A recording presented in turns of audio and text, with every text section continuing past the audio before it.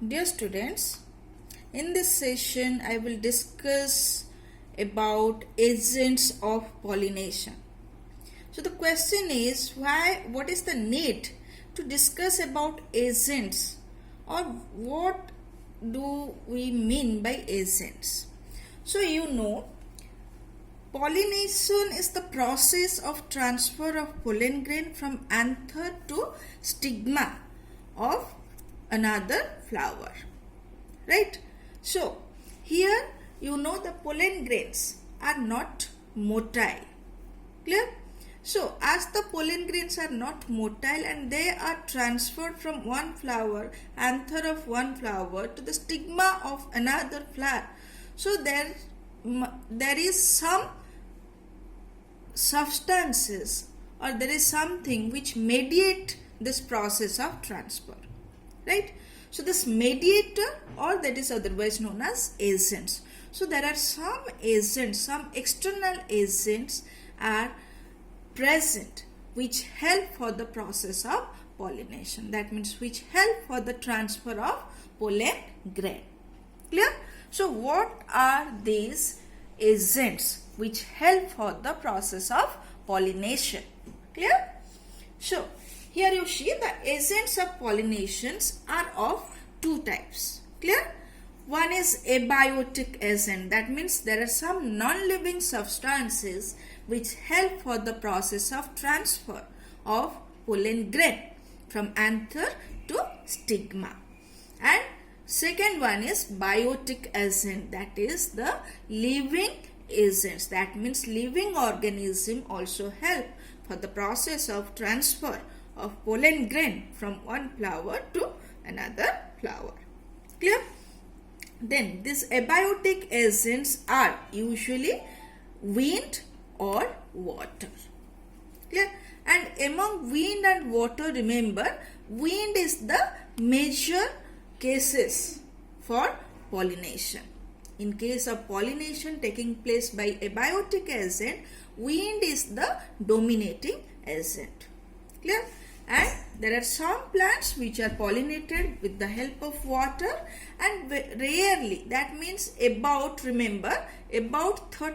genera of plant undergoes water pollination or pollination by means of water, and mostly these plants belong to monocotyledons. So remember, the dominating abiotic agent is wind, and in case of plants undergoing pollination with the help of water, mostly monocotyledons plant and few monocotyledons plants are pollinated with the help of water.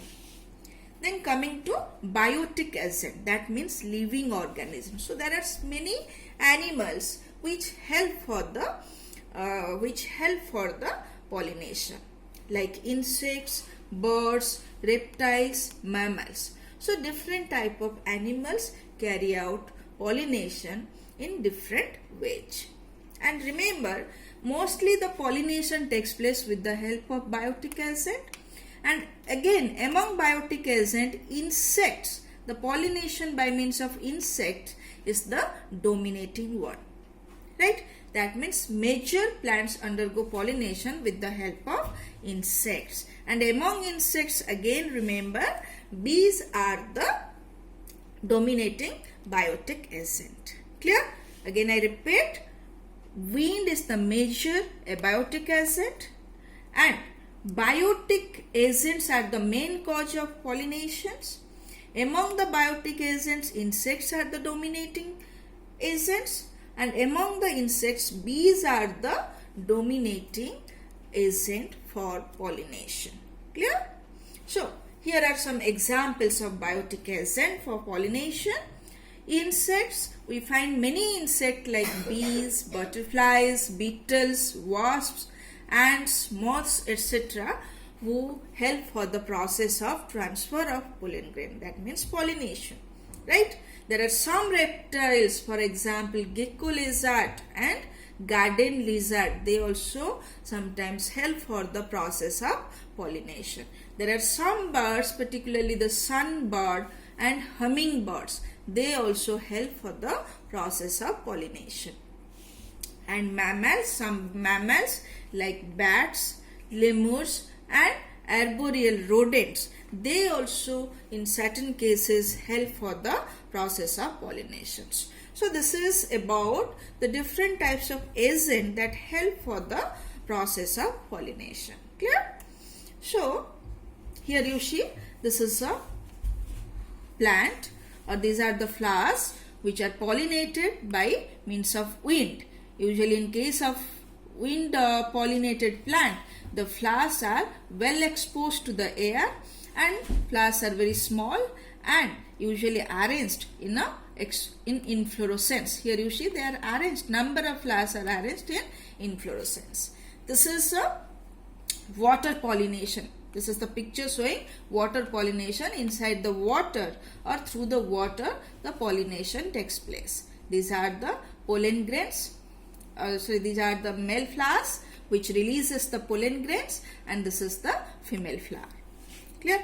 So here you see the sunbird which is collecting the nectar, and by the time they collect the nectar they also carry some pollen grain and facilitate the pollination process.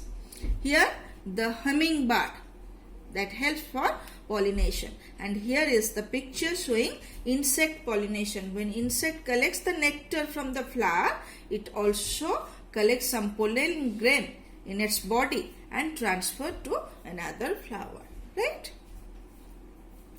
So let us discuss the flower which are pollinated by means of wind. So here what happens, to facilitate the process of pollination by the particular external agent, the plants, the flowers have developed certain suitable adaptation so that pollination can take place effectively, economically, right? So here you see, in case of wind pollinated flowers are usually small. Here you see the flowers are very small, right? Inconspicuous and usually not very much colored, right? So the flowers are usually not very much colored, and they also do not produce nectar or any scent. Why? Because here the external agent which carries the pollen grain is wind. So the flower doesn't need to attract the wind for pollination. So as there is no need of creating an attraction, so no need to waste the resources for developing color or nectar or like any scent, etc. So flowers are usually small, inconspicuous, colorless, nectarless, etc. Right? Then the flowers being very small are usually packed into inflorescence and remain well exposed to air. Here you see they are well exposed, they are present at a height, so they are well exposed to air so that the pollen grain can be easily carried by air current. Clear? Then here usually the stamens are well exposed to the air. Here you see the stamens are well exposed to the air, and the pollen grains are usually very light so that easily carried by the air current, non-sticky so that they can easily carried by the wind current, and they are usually feathery or winged, they are winged so that they can easily stick to the stigma by means of their wing. So this is about stamen and the pollen grain characteristics. Here you see these are the stigma. Usually in case of wind pollinated flower, the stigma are large or long, right, feathery and sticky in nature so that they can easily collect the or receive the pollen grain. Here you see the pollen grain are carried by the wind. So when it is carried by the wind, the elongated stigma and feathery stigma easily catch the pollen grain. Clear? So these are certain characteristics or certain adaptations found in flowers to facilitate pollination by means of wind. Right? So again I repeat, the flowers are small, colorless, conspicuous and nectarless. Right? Then numerous flowers are packed in inflorescence. Stigma is sticky, large and feathery so that they can trap the pollen grains floating in the air current. Then single ovule is present in each ovary. To facilitate or to enhance the pollination process, usually single ovule is present in each ovary in the flower. Clear? Here one example you must remember, the tassels in concave. What does this tassels in concave represents? The tassels in concave represents the stigma of the flower. Then stamens are well exposed so that the pollen grain can be easily dispersed in the wind. Pollen grains are light in weight, non-sticky, dry so that they can be easily carried by the wind current, and may be winged so that they can be easily collected by the stigma. For example, in pinus. In pinus, they are winged. Then large number of pollen grains are produced. Why? Because here you see, as the pollen grains are carried by the wind current, so the chances of fertilization, chances of the number of pollen grains lying on the stigma is less. So as there is the involvement of chance factor, there is the risk of loss of many pollen grains. So to compensate the loss, right, the pollen grains are produced in large number in case of flowers undergoing wind pollination. So remember, large number of pollen grains are produced to compensate the loss of pollen grains and to enhance the chance factor for the pollination and fertilization. Clear? Examples are concave, cotton, date palm, etc., which undergoes pollination with the help of wind. Clear? That's all. Thank you.